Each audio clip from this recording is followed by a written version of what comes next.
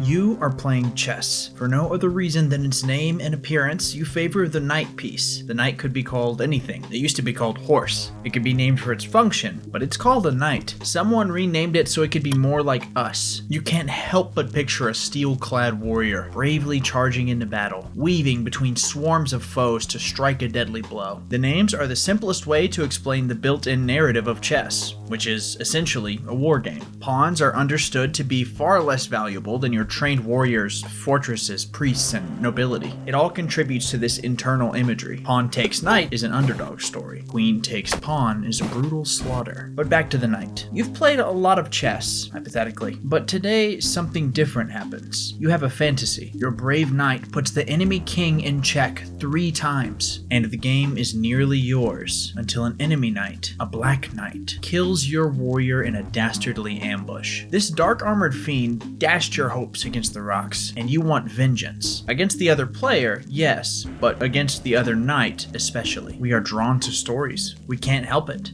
When tension builds, we want to see it resolved. It's true in everything. It's true in music. Centuries pass, and you are playing D&D. A few short years ago, it was a war game too, although a little bit more complicated than chess. But people wanted to live out individual narratives, fulfilling epic destinies like the heroes of Homer, Tolkien, Howard, and Anderson. The old war game had rules for every conceivable action your knight could take, so long as it was a part of combat. Now, you know how worldly, how influential, and even how learned your knight is. The story becomes more versatile even as the governing rules grow more complex. For a while, this is where things start to get out of hand. During this era of uncharted expansion, the assumption is that if we want to have the truest experience in our secondary life, we should account for every scenario in the rules. For some, it's about extracting the maximum possible benefit from a given set of rules. The notion that total understanding will give them total dominion, a feeling so unlike our grasp of reality.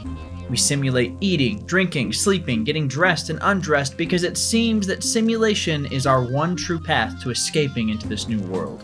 We begin to treat our verisimilitude, our sense of immersion in this other world, as this fragile thing that must be protected by layers of complexity. We fail to recognize the difference between simulation and story. Books, movies, and television depicting heroic feats of fantasy permeate our waking hours, and we want to emulate those. We want the story, the tension, and release, and that's what the game is for, isn't it?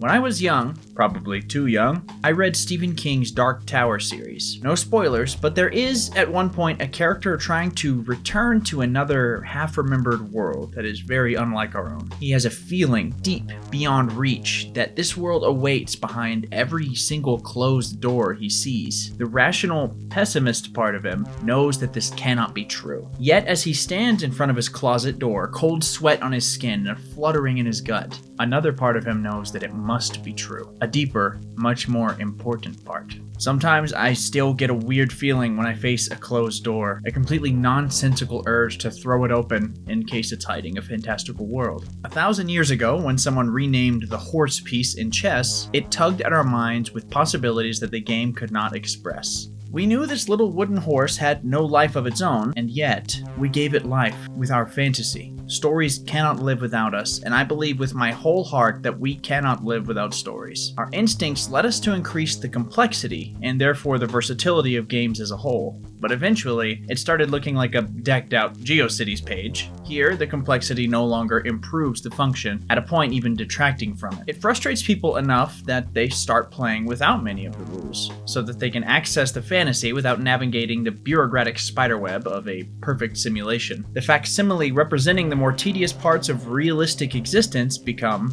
well, tedious. These barriers to immersion aren't a natural evolution of our instincts as players. They're the same false doors we put between ourselves and any sort of play as we grow older. I talk to a lot of people about D&D. I'm like an especially tricky missionary. If you know me in real life, I've probably tried to get you to play with me. For about a third of people, at first, the idea of tabletop roleplay is completely ridiculous. How could I possibly have time for that? I'm going to med school. I'm working a full-time job. I'm trying to build credit. I'm trying to start a family. And the only fun thing that I'm allowed to do is drink boxed wine and rewatch The Office. I'm an adult.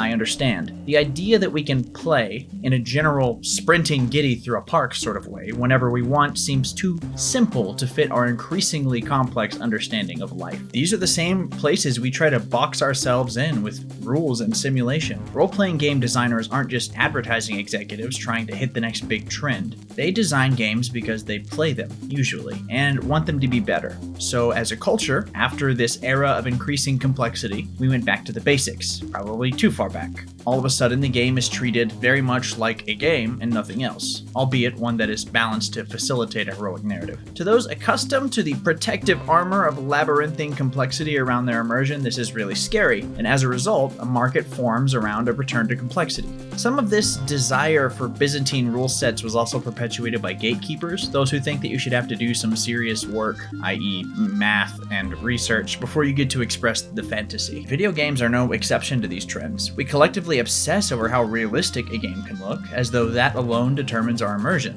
This perception that games, movies, books, and TV have to be detailed simulations in order to take us to another world is flawed. This happens when we're prepping and designing our own games. We add rules with the intention of improving the simulation, all the while limiting the fantasy. We prepare things that seem to make the world more real without meaningfully impacting the player's experience. Don't get me wrong, it's cool to sit down at a table and see that the DM has thought of everything, but very few people want a game to be even half as complex and tedious as real life, especially people with ADHD, like me. There's a third kind of post-Calvinist commercial layer to this. As with any hobby, we fall prey to the notion that the more money we spend, the better everything's going to be for everyone. But miniatures and terrain and apps and source books do not a dungeon master make. All of these things can be cool, but we need to stop and consider, to paraphrase Ralph Waldo Emerson, if we're standing in our own sunshine. We have a habit of protecting ourselves by fabricating obstacles around the thing that we actually want to do, the game that we really want to play. Consider the knight. The hypothetical you, all those centuries ago, got to experience a fantasy of ambition, loss, and revenge all on an 8x8 grid. Somewhere between that one nameless knight and the homebrew wound infection and sepsis chart you found on Reddit, there's a really good game. The dial is a little different for everyone, and we can only learn what's best for us through iteration, which means you gotta get in there and do it. Rules are important. They are axioms, the things that we take for granted as true in order for the game to work, for us to make any assumptions. The same can be said for miniatures, handouts, terrain, and world building as an act. These things serve the same purpose, to present a tangible truth around which the fantasy is cultivated. If there was no enemy king to go fight, there is no fantasy of the knight. Just like in design, however, without negative space, we will lose usability. Our own games need space to grow, blank pages for rulings that allow for spontaneity instead of rules that govern absolutely. Our characters need room to develop and decide how they feel about the world and each other. Our worlds are never finished.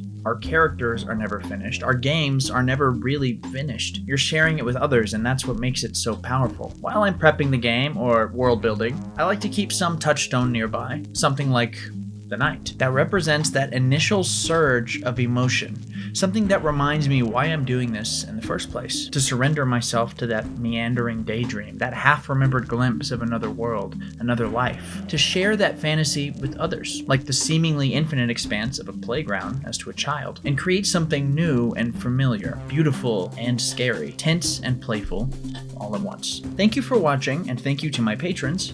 I'm also running a West Marches campaign with a ton of players. It's bigger and crazier than anything I've ever done before, but so far it's going super well. Stop by there if you want to play. And until next time. You must gather your party before venturing forth.